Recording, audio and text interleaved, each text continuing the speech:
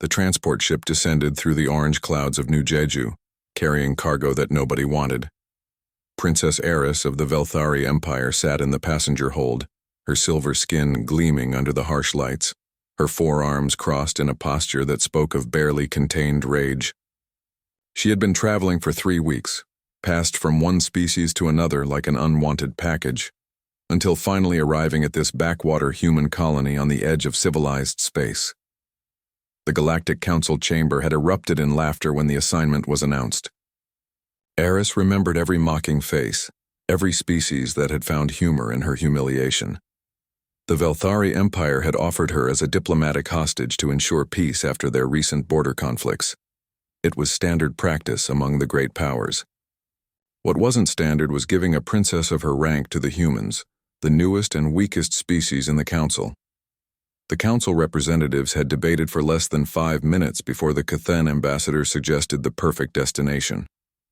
His mandibles had clicked with amusement as he proposed sending her to a frontier colony, to be housed with a common worker. The other ambassadors had loved the idea. It was the perfect insult to both the proud Velthari and the upstart humans. Everyone would see what happened when ancient nobility met primitive laborers. Eris had stood silent through it all, her face a mask of royal composure, while shame burned through her veins. She knew the real reason she was here.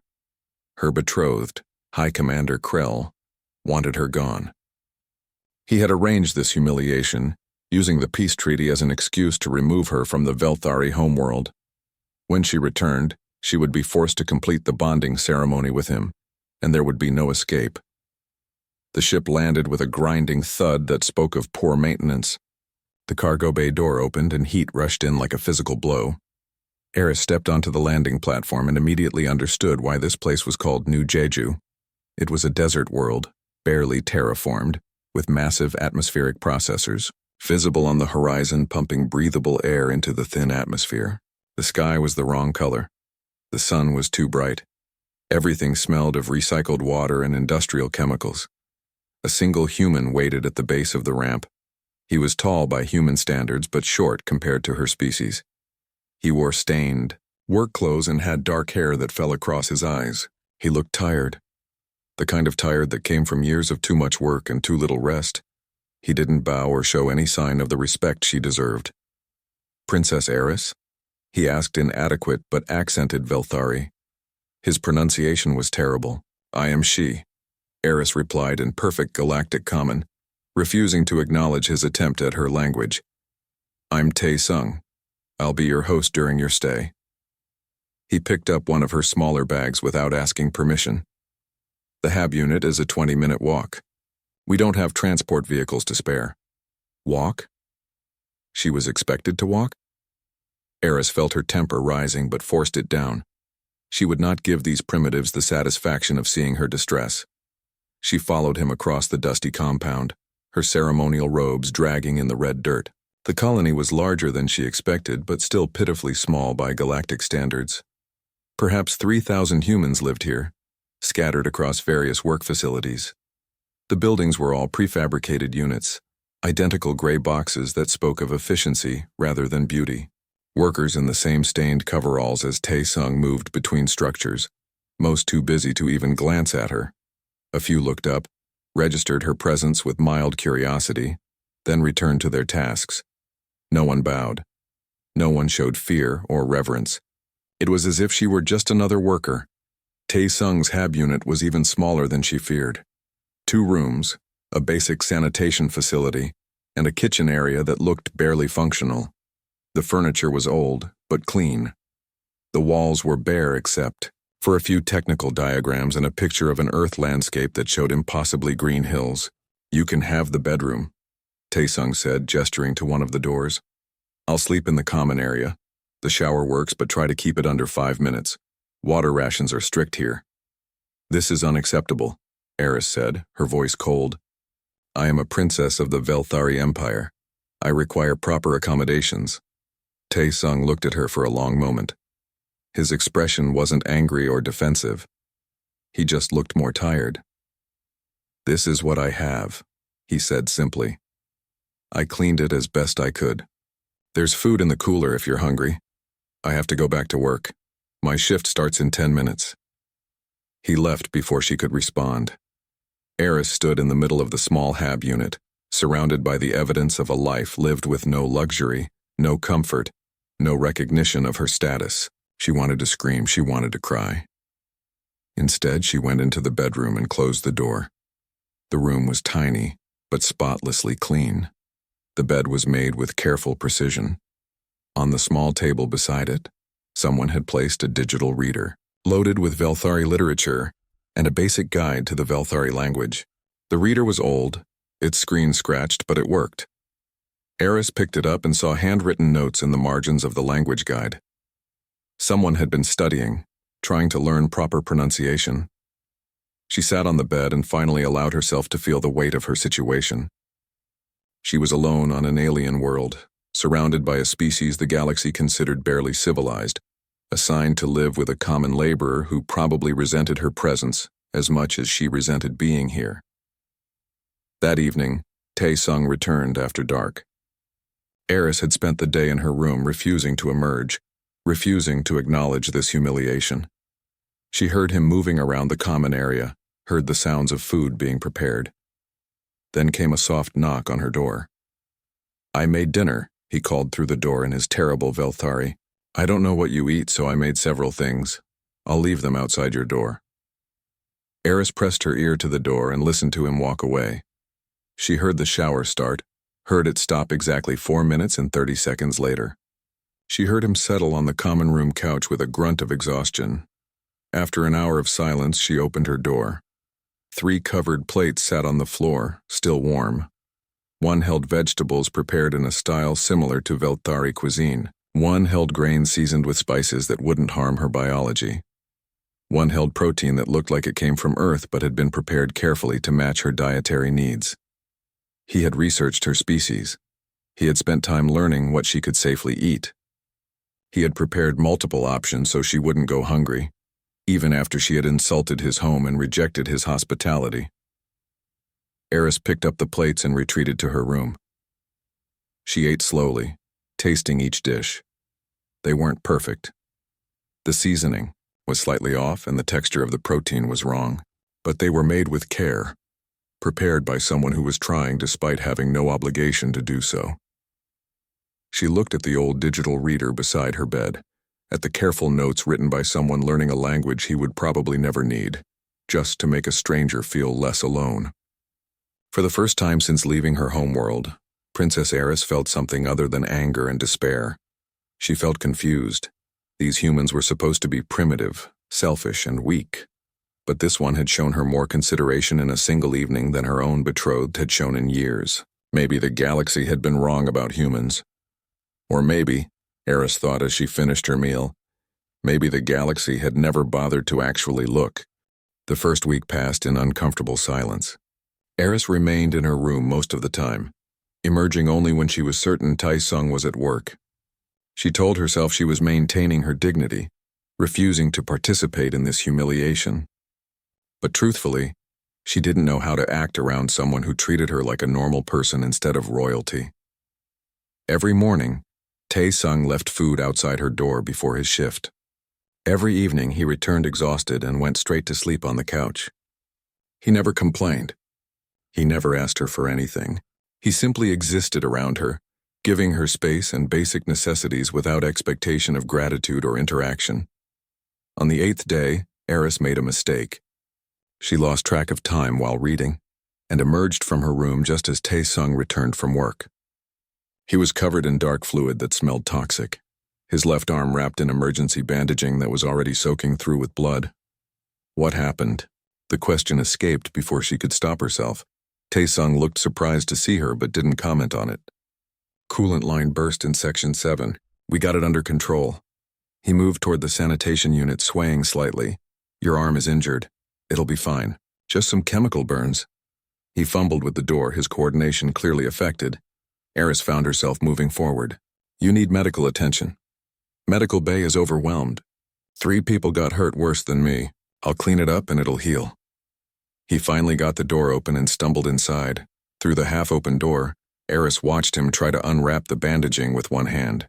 He was making it worse, his movements clumsy from exhaustion and pain. She had been trained in emergency medicine, as all Velthari royalty were. Her people believed that leaders should be able to care for their warriors. "Let me help," she said, stepping into the small sanitation unit. Taesung looked at her with surprise. "You don't have to. I am trained in medical procedures. Your human medicine is primitive, but I can manage." She took his arm, carefully removing the soaked bandaging. The burns were severe, 3rd degree by human standards. The chemical had eaten through several layers of skin. "This needs professional treatment. Not enough doctors. Not enough supplies. 3 other people need it more." He said it without self-pity, just stating facts. "Why were you near the coolant line? You're an atmospheric engineer. Someone had to fix it. The coolant feeds the processor that makes air for sectors 4 through 9. About 800 people live there. We had maybe 6 hours before the air went bad. So you risked your life." Taesung looked at her like she'd said something strange. "It's my job. Besides, I made Hyunwoo stay back. He's got 2 kids. Made more sense for me to go in." Eris cleaned the wound in silence, using the basic supplies in Taesung's medical kit. Her forearms worked efficiently, 2 holding his arm steady while the others applied treatment. She had treated wounded warriors before, but they had been injured in glorious combat, fighting for honor and territory. This human had been burned by industrial chemicals while fixing machinery so strangers could breathe. There was no glory in it. No honor, just necessity and sacrifice. "Why do humans do this?" she asked quietly. "Risk yourselves for others who aren't family or clan?" Taesung was quiet for a moment, watching her work. "Because if we don't help each other, we all die. Humans aren't strong like the Kethan. We don't live for centuries like the Velthari. We don't have psychic powers or natural armor or any of the things that make the other species great. All we have is each other. That seems like a weakness. Maybe. But it's kept us alive so far." After she finished treating his arm, Eris found herself asking more questions. She told herself it was just curiosity, a way to pass the time. But truthfully, she wanted to understand these humans who confused every expectation she had. Over the following days, she began emerging from her room more often. She would sit in the common area while Taesung prepared food or studied technical manuals. She started asking about his work, about the colony, about Earth. He answered her questions patiently, never making her feel foolish for not understanding human concepts. She learned that Taesung had been on New Jeju for 6 years.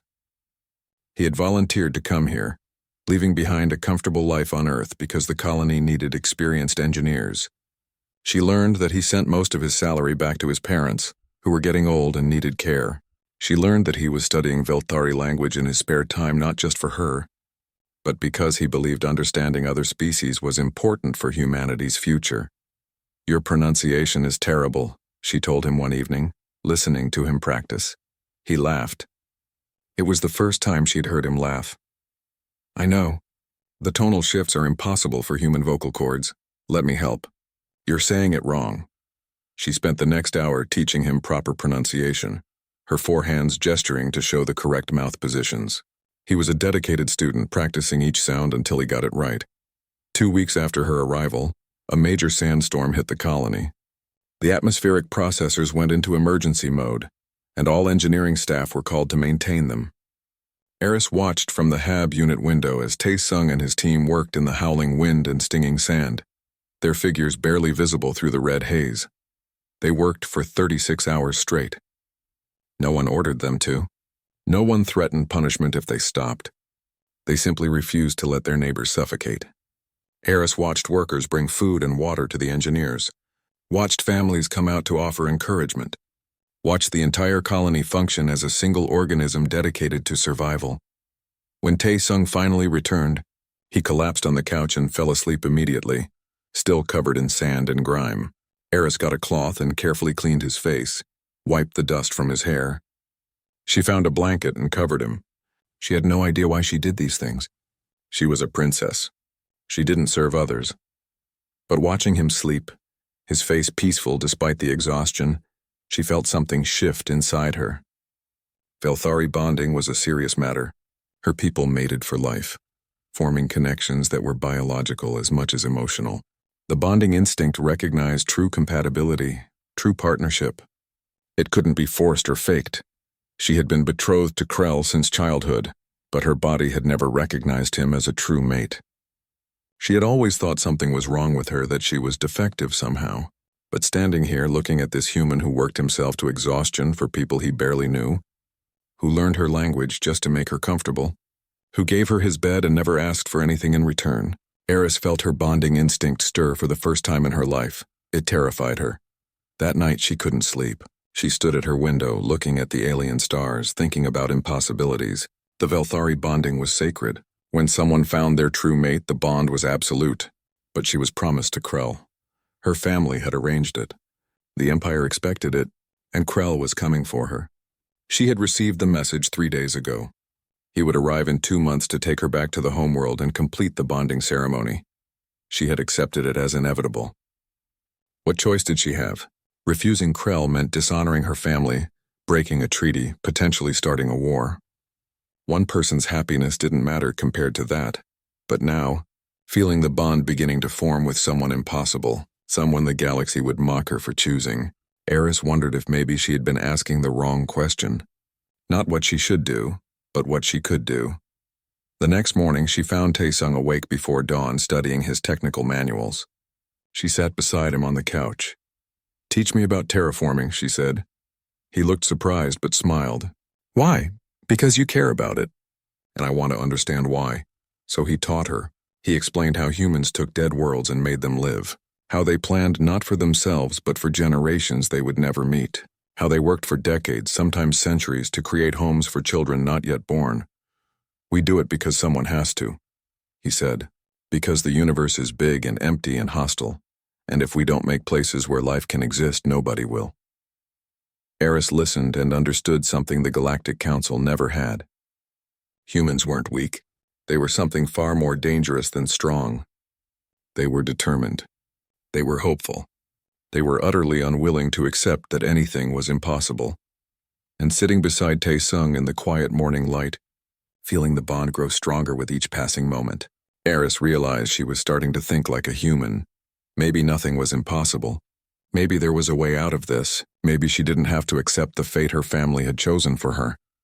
Maybe with a human's stubborn refusal to accept defeat, she could find another path. The message came during breakfast. Eris was teaching Taesung the proper way to prepare morning tea in Velthari style, when her communication device chimed with the priority tone reserved for Imperial business. She picked it up with hands that had started trembling before she even saw the message content. High Commander Krell would arrive in 2 weeks. He was coming to retrieve his bride and complete the bonding ceremony. The message was formal and cold, written in the high language of the Velthari court. It reminded her of her duty, her obligation, and the honor of her family. It did not ask if she was ready. It did not ask if she was willing. Taesung saw her face and immediately set down his cup. "What's wrong?" "He's coming." The words felt like broken glass in her throat. "My betrothed." "In 2 weeks." The High Commander? She had told him about Krell during one of their late-night conversations. She had told him everything, actually. About the betrothal arranged when she was a child. About Krell's reputation for cruelty. About how Velthari bonding worked. How it was biological and permanent. How once completed it could never be broken. About how she would spend the next 300 years bound to someone who saw her as property. Taesung was quiet for a long moment. Then he asked, "What do you want to do?" "It doesn't matter what I want. The betrothal is legal. The treaty requires it. If I refuse, it could mean war between the Velthari Empire and the Galactic Council." "That's not what I asked. I asked what you want." Eris looked at him and felt the bond between them pulse with warmth. It had grown stronger every day until now it was undeniable. Her body recognized him as her true mate. Every instinct she had screamed that he was the one she should bond with, not Krell. But instincts didn't matter in the face of politics and duty. "I want to stay here," she whispered. "I want to choose my own mate. I want—" She couldn't finish. Saying it out loud made it real, made it hurt worse. "Then we'll figure it out.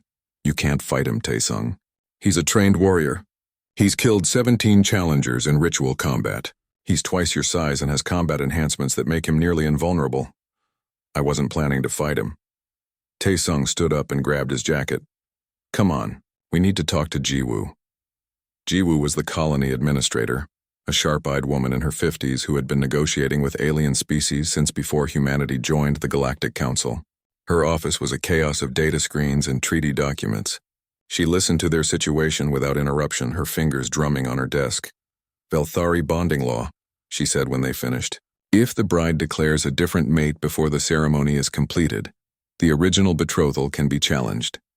But the new mate has to survive ritual combat with the original choice." "I know," Eris said miserably. "That's why it's impossible." "Nothing's impossible. It's just difficult." Jiwoo pulled up files on her screen, scanning through them quickly.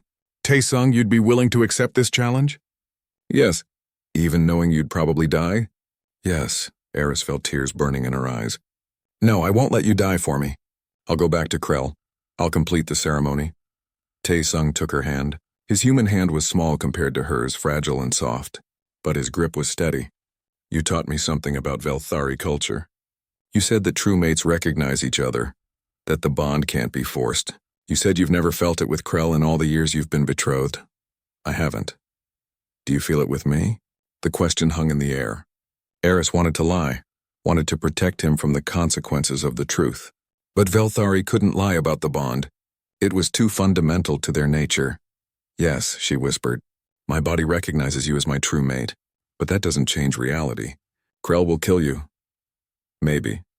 But here's what I learned about humans, Eris. We don't win because we're stronger. We don't win because we're smarter or faster or better armed. We win because we're too stubborn to quit and too creative to fight fair." Jiwoo smiled. It wasn't a kind smile. It was the smile of someone who had negotiated with dozens of species and knew every loophole in every treaty. "The challenged party chooses the terms of combat. That's standard in Velthari law, correct?" "Yes, but it has to be combat. There are rules about what constitutes a valid challenge. But nowhere does it say the combat has to be a fistfight or a sword duel, does it? As long as both parties enter a defined challenge zone and only one comes out victorious, that satisfies the law." Eris felt her heart start beating faster. "What are you suggesting?" "Taesung is a terraforming engineer. He spent 6 years learning every detail of this planet's geography, weather patterns, and environmental hazards. He knows things about New Jeju that nobody else does. So we don't challenge Krell to a fight. We challenge him to survive." Over the next 2 weeks, they planned. Taesung studied maps of the southern wasteland, the region of New Jeju that was still too hostile for human habitation. Radiation storms swept through every few hours. The native crystalline growths were carnivorous and could move faster than they looked. The temperature swung from freezing to boiling within hours. It was a place where even the toughest species struggled to survive. Eris helped him prepare, using her knowledge of Velthari biology to identify weaknesses Krell might have. She told him about the High Commander's enhancements, his armor, his weapons. She told him everything she knew, even though it felt like a betrayal of her people. "This isn't betrayal," Taesung said when she expressed her guilt. "Krell doesn't own you. Nobody owns you. You have the right to choose your own mate. My people don't see it that way. Then maybe your people need to change." The colony rallied around them. Word spread about what was happening, and suddenly everyone wanted to help. Engineers brought Taesung equipment. Scientists shared data about the wasteland. Even people who barely knew him offered advice, supplies, encouragement. Eris watched in amazement as the entire colony became invested in this impossible plan.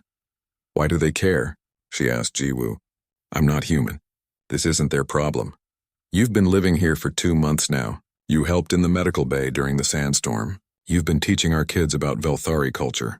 You're part of this community now, whether you meant to be or not, and humans protect their own." When Krell's ship arrived, half the colony came to watch. The High Commander emerged in full ceremonial armor, a towering figure of military power and barely contained violence. He looked at Taesung the way someone might look at an insect, with mild curiosity about how easily it would crush. "This is your choice?" Krell asked Eris in their language, his voice dripping with contempt. "A human laborer? You dishonor yourself and our entire species." "I choose my true mate," Eris said formally, using the ritual words. "I declare this human, Taesung, as the one my soul has recognized. I ask that you acknowledge this bond or challenge him according to our law." Krell's laugh was ugly. "I will enjoy killing him slowly. Perhaps then you'll remember your place." "I accept your challenge," Taesung said in careful Velthari. His pronunciation was still terrible, but Eris had never loved the sound of her language more. And I choose the terms. 3 days in the southern wasteland. We both enter. Only one comes out. No communication devices, no rescue if someone gets injured. Pure survival. Krell looked confused, then amused. You think you can outlast me in a wasteland? I am a warrior. I have survived battles that would break your mind. Maybe. But this isn't a battle. It's my home. And I know every rock, every storm pattern, every dangerous plant in that wasteland. Do you? It doesn't matter. I'll find you in the first hour and end this farce. Jiwoo stepped forward with the formal challenge documents. Then you accept these terms. Witnessed by the Galactic Council observers present? Krell signed without reading the details. He was too confident, too certain of his superiority. Eris wanted to warn him, wanted to tell him that he was making a mistake underestimating humans. But this was beyond warning now. This was about her future, her freedom, her right to choose her own path. The transport took them to the edge of the southern wasteland at dawn. Eris watched from the observation deck as both men entered the harsh landscape. Krell strode forward with absolute confidence, his armor gleaming in the orange sunlight. Taesung walked more carefully, already studying the terrain, his pack full of supplies and equipment that nobody understood. He can do this, Jiwoo said beside her. Humans have survived worse odds. I hope you're right, Eris whispered. Because if you're wrong, I lose everything. The wasteland swallowed them both, and the 3-day countdown began. The first 6 hours were the hardest to watch. Eris stood in the observation center with half the colony crowded around the monitoring screens, watching 2 small dots move through the hostile wasteland. One dot moved with aggressive speed, clearly hunting. The other moved with careful deliberation, following paths that seemed random but were anything but. Krell had superior strength, superior armor, and superior combat training. He could track prey across kilometers, could fight for days without rest, and could survive injuries that would kill most species. He was everything a warrior should be. And he was hunting Taesung like an animal. But Taesung wasn't trying to hide. He was leading. The first trap triggered 3 hours in. Krell had been following Taesung's trail with growing frustration. The human kept just ahead of him, never quite in range but always visible enough to track. When Krell finally closed the distance and lunged forward to attack, the ground beneath him collapsed. Taesung had found a lava tube, one of hundreds that crisscrossed the wasteland.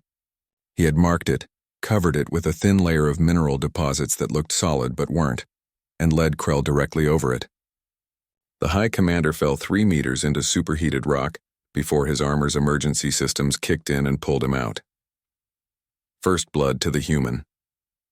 In the observation center, people cheered. Eris couldn't. She knew Krell too well.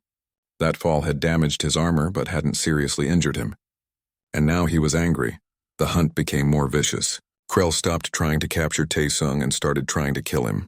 He fired his plasma weapons at distant targets, not caring about the wasteland's fragile ecosystem. He pushed himself harder, moving faster, accepting minor injuries to close the distance. By the end of the first day, Taesung looked exhausted. The monitoring system showed his vital signs stressed but stable. Krell's vitals showed barely any strain at all. The Velthari observers were already making bets on how long the human would last. He's running out of tricks, one of them said, loud enough for Eris to hear. By tomorrow, this will be over. But Jiwoo was watching the screens with a different expression. He's not running out of tricks. He's conserving energy. Look at his path. Every move is efficient. He's not wasting a single step. The second day brought the radiation storms. They swept across the wasteland every 12 hours like clockwork, turning the sky purple and making the ground itself glow. Most species had to take shelter during these storms or risk serious cellular damage. Taesung had planned for this. When the storm hit, Krell took shelter in a rocky outcrop, relying on his armor's shielding to protect him. It was the sensible military choice. Maximum protection, minimum energy expenditure. But Taesung didn't take shelter. He put on a radiation suit that looked like it was made from scrap materials and kept moving. What is he doing? Eris asked, her heart's pounding with fear. That suit can't possibly protect him from this level of radiation. It doesn't have to protect him completely, Jiwoo explained.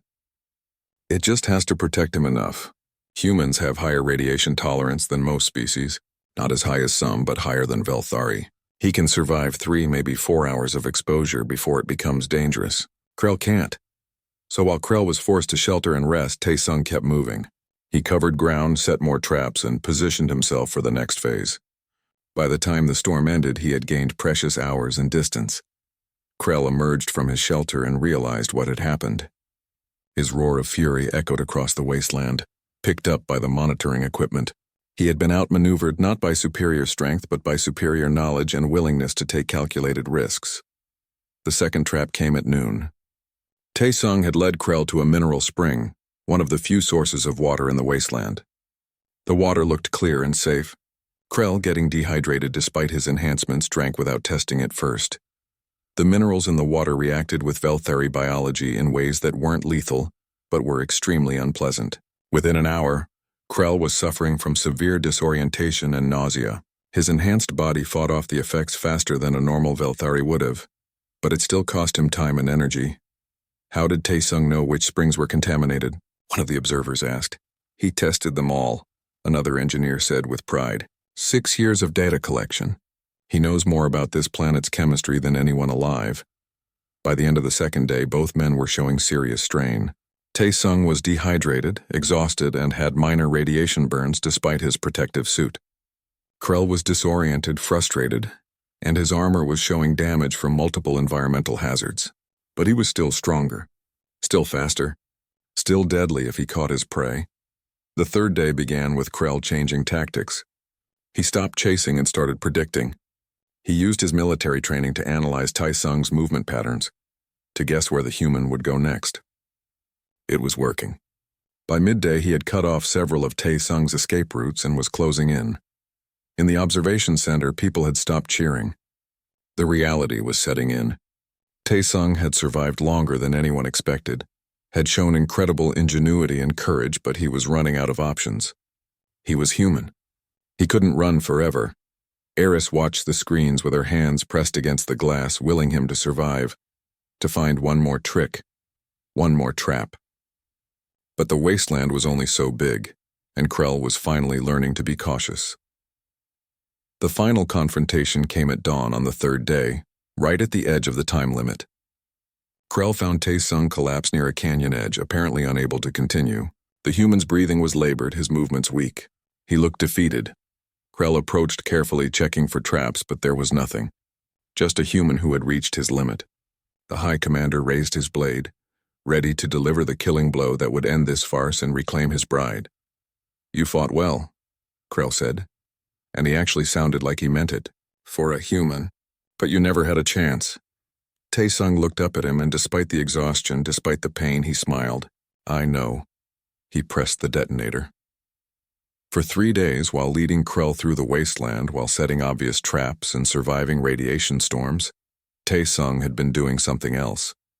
He had been planting charges, dozens of them carefully hidden in the canyon walls, all connected to a single remote trigger. The entire cliff face collapsed. Tons of rock and mineral deposits crashed down into the canyon, and Krell went with them, his armor sparking as it tried to protect him from the crushing weight. The avalanche lasted 30 seconds, and when it was done, there was nothing but dust and rubble and silence. Tae-sung dragged himself away from the edge, crawling because he couldn't walk anymore. He had gambled everything on this moment, had pushed himself beyond human limits, had spent 3 days preparing a trap so large that Krell would never suspect it. The monitoring screens showed his vital signs crashing. Radiation poisoning, dehydration, exhaustion, and injuries he had been ignoring for days all hit him at once. He collapsed a kilometer from the canyon, unable to move any further. "Get a rescue team out there now," Jiwoo shouted, and people were already running. Eris was in the first transport. They found him barely conscious. His skin burned and blistered, his body shutting down from multiple failures. The medical team worked on him during the flight back, pushing stimulants and fluids, doing everything they could to keep him alive. "Stay with me," Eris whispered, holding his hand. "You won. You survived. You just have to hold on a little longer." Tae-sung's eyes opened slightly. "Krell? Buried." The Velthari observers confirmed it. "You won. Good." His hand tightened on hers. Then it was worth it. They rushed him to the medical bay where human and alien doctors worked together to save his life. Eris refused to leave his side even when the doctors tried to make her. She held his hand through every procedure, through every crisis, through the long hours when they weren't sure if he would make it. Somewhere in those desperate hours, as she held his hand and prayed to gods she had stopped believing in years ago, the bond between them completed. Velthari bonding happened at moments of deep emotional connection, when both souls were open and vulnerable. It couldn't be forced or faked. The bioluminescent marks appeared on both of them, intricate patterns that glowed softly under their skin. They were visible to everyone in the room, undeniable proof of a completed bond. Eris and Taesung were mates now, bound by biology and law, recognized by Velthari tradition as true partners. The Galactic Council observers witnessed it. The Velthari delegation witnessed it. There could be no dispute now. Krell was dead, buried under a mountain of rock in a wasteland grave. Taesung had won the challenge through cunning and determination rather than strength. And the bond marks proved what Eris had known for weeks, that they were meant for each other. Taesung opened his eyes 3 days later. The first thing he saw was Eris sitting beside his bed, her 4 hands holding his one, her silver skin glowing with the bond marks that matched the ones now visible on his own dark skin. "We're bonded," he whispered, his voice rough from disuse. "Yes, it happened while you were fighting for your life. I'm sorry you weren't conscious for it. Don't be. I chose this. I chose you." He managed a weak smile. "Though I wish the winning part had been less painful."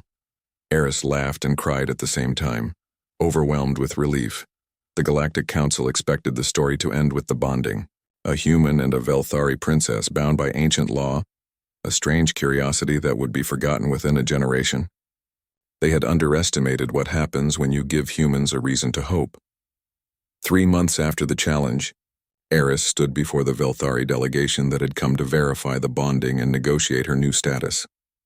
She was no longer a political hostage or a diplomatic embarrassment. She was a bonded mate, which gave her certain rights under Velthari law. She could choose where to live. She could speak with authority about the culture she had joined, and she chose to stay on New Jeju. The delegation was scandalized. A princess living on a frontier colony, working alongside common laborers? It was unthinkable. But the bond marks on her skin were undeniable, and Velthari law was absolute about respecting bonded pairs. They had no choice but to accept her decision. "I will serve as an ambassador," Eris told them in the formal language of the court. "I will help build bridges between our species. And I will show the galaxy what humans truly are. Not the primitive weaklings you all believe them to be." The lead delegate, an ancient Velthari named Kira, studied her with eyes that had seen 3 centuries of galactic politics. "You risk much, princess. The other species will mock you. Your own people will see this as a betrayal. Let them. I know the truth now. Humans survive not through strength but through cooperation. They overcome not through force but through innovation, and they love not through duty but through choice. These are not weaknesses. These are strengths the galaxy has failed to recognize." Kira was silent for a long moment. Then surprisingly she smiled. "Perhaps you are right. Perhaps we have all been blind. I will watch what you do here with great interest." The real work began after that. Eris used her diplomatic status to open channels between New Jeju and other species, particularly the smaller civilizations that the Galactic Council largely ignored. She talked about human terraforming techniques, about their approach to cooperation and problem-solving. She showed them that humans weren't trying to dominate the galaxy through military might, but were offering something more valuable: partnership. Taesung recovered slowly from his injuries. The radiation poisoning had caused permanent damage that even advanced medicine couldn't fully repair. He would tire more easily now, would need regular treatments for the rest of his life. But he went back to work anyway because that's what humans did. Together they began transforming New Jeju into something remarkable. Eris brought Velthari biotechnology, knowledge of environmental adaptation that her people had perfected over millennia. Taesung combined it with human engineering, creating hybrid systems that worked better than either approach alone. Within a year, they had reduced the terraforming timeline by decades. Other species noticed. Not the great powers who dominated the Galactic Council, but the smaller civilizations, the ones struggling to find homes or improve their worlds. They started coming to New Jeju, not to conquer or colonize, but to learn. They asked for human help with their impossible problems, and the humans said yes. Jiwoo negotiated contracts that were fair instead of exploitative. Human engineers traveled to distant worlds to share their knowledge. They didn't ask for territory or tribute. They asked for partnership and mutual respect. It was such a strange approach that many species initially suspected a trap, but there was no trap. Humans genuinely wanted to help. Within 3 years, human influence in the galaxy had grown exponentially, not through conquest but through reputation. Species that the Galactic Council had written off as too weak or too primitive were suddenly thriving. Their worlds transformed by human ingenuity combined with their own unique strengths. The Council watched with growing unease. This wasn't how galactic power was supposed to work. Power came from military strength, economic dominance, technological superiority, but humans were gaining influence through none of these things. They were gaining it through something the Council had never considered valuable: genuine goodwill. "They're changing the rules," a Cathan ambassador complained during a council session. "They're making traditional power structures irrelevant. They're making themselves necessary," Kira corrected. She had taken a special interest in the human experiment, watching it unfold from her position on the Velthari Council. Every species they help becomes an ally. Every problem they solve creates gratitude. They're building a network of cooperation that could reshape galactic politics. Should we stop them? Could we? Kira asked simply.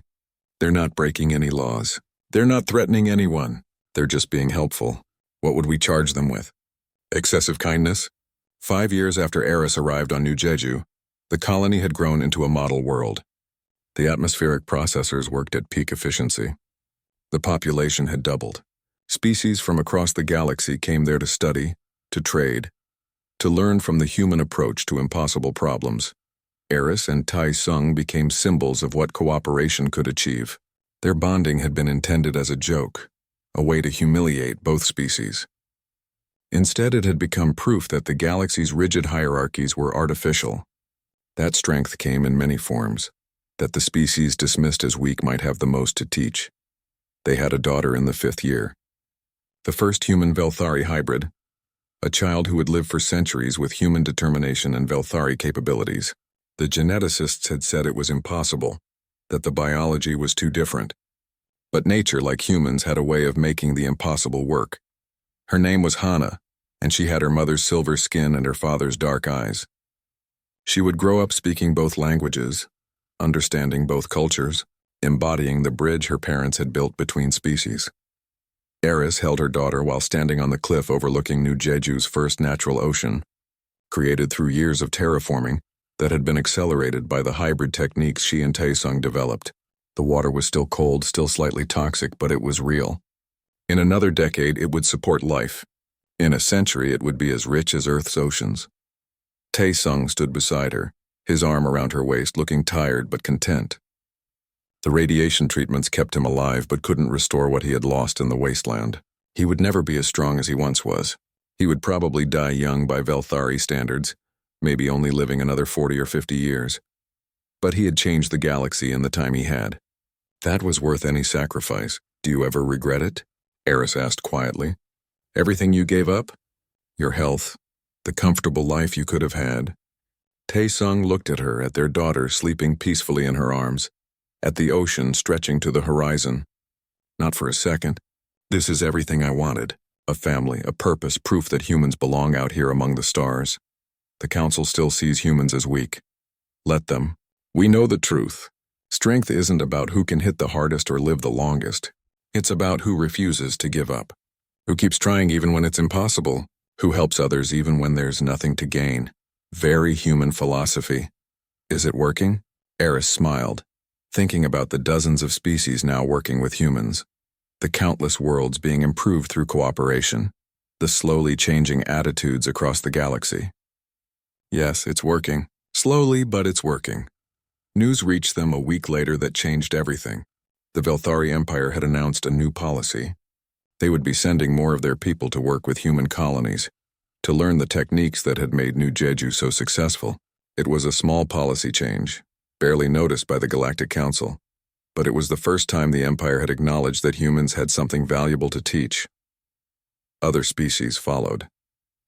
Within a year, Human colonies across the frontier were hosting diplomatic and technical exchanges. The galaxy was slowly, grudgingly beginning to recognize that maybe humans weren't as weak as they appeared. 10 years after Eris arrived, the Galactic Council formally invited humanity to participate in the Interspecies Development Initiative, a program focused on helping struggling civilizations improve their worlds. It was a position of respect, of acknowledgement that humans had something unique to offer.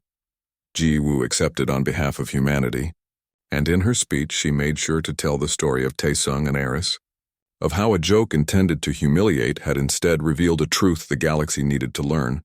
"You gave us a princess as a joke," she said to the assembled council. "You thought we would fail, that we would prove ourselves unworthy. Instead, we showed you what humans really are. We're not the strongest or the longest lived or the most advanced, but we're determined. We're adaptable, and we believe that cooperation is stronger than domination." The council chamber was silent when she finished. Some species looked angry, others thoughtful, but none could deny the evidence. In a single decade, humans had gone from being the galaxy's weakest member to being one of its most influential, not through war, but through the simple act of being helpful. On New Jeju, Eris and Taesung watched the broadcast together. Hana played at their feet, building structures from colored blocks with the same determination her father showed in his work, the same grace her mother showed in her diplomacy. "We did it," Eris say.